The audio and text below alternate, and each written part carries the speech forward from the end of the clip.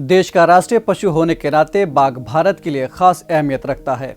Panthera Tigris के वैज्ञानिक नाम वाले इस जानवर को बचाने के लिए सरकार की तरफ से तमाम कोशिशें की जा रही हैं।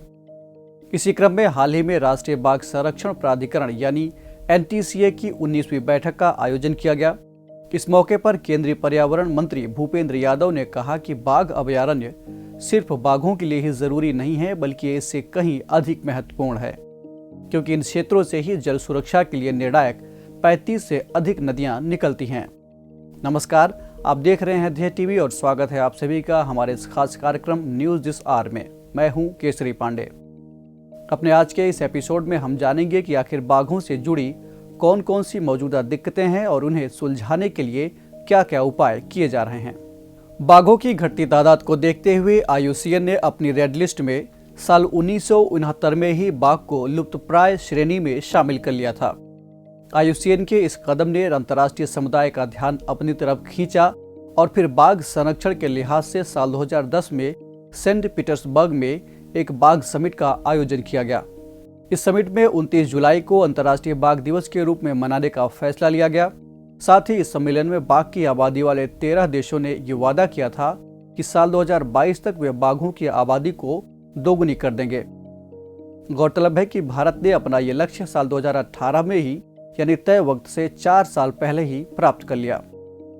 दरअसल बाघों का ज्यादातर पर्यावास वन क्षेत्रों में होता है, लेकिन मौजूदा वक्त में जंगलों की अंधाधुंध कटाई के चलते बाघों के पर्यावास पर काफी बुरा प्रभाव पड़ा है।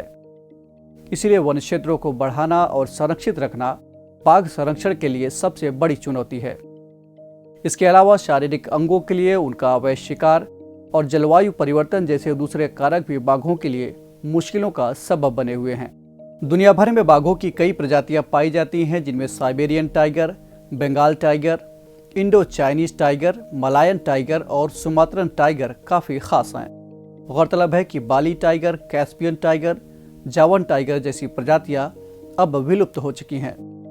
राष्ट्रीय बाघ संरक्षण प्राधिकरण के मुताबिक साल 2012 से 2021 के दौरान यानी इन 10 सालों में देश में 984 बाघों की मौत हुई।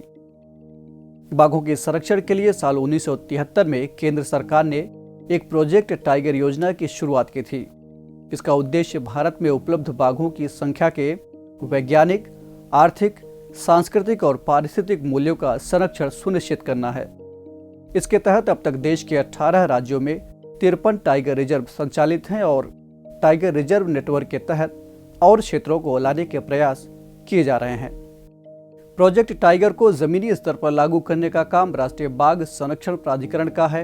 ये प्राधिकरण पर्यावरण मंत्रालय के तहत एक वैधानिक निकाय है। इसकी स्थापना साल 2006 में वन्यजीव संरक्षण अधिनियम 1972 के प्रावधानों में संशोधन करके की गई थी।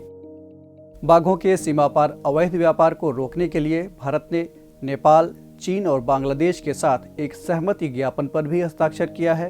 इसके अलावा बाघों के बहुतायत वाले देशों ने एक ग्लोबल टाइगर फोरम का भी गठन किया है, जिसका उद्देश्य बाघों के संरक्षण के संबंध में अंतर्राष्ट्रीय मुद्दों को हल करना है। बहरहाल ये राहत भरी बात है कि 2006 के मुकाबले 2018 में बाघों की संख्या दोगुनी हुई है, लेकिन ये कड़वी सच्चाई है कि अभी भी खतरा टला नहीं है।